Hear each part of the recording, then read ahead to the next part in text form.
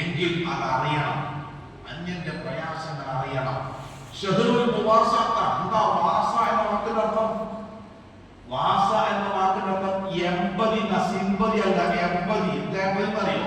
നിങ്ങളുടെ പ്രയാസം എന്റെ പ്രയാസമായി മാറണം, നിങ്ങളുടെ ദുഃഖം എന്റെ ദുഃഖമായി മാറണം, നിങ്ങളുടെ ആവശ്യം എന്റെ ആവശ്യമായി മാറണം, നിങ്ങളുടെ നിലനിൽപ്പ് എന്റെ നിലനിൽപ്പിന്റെ ഭാഗമായി മാറണം.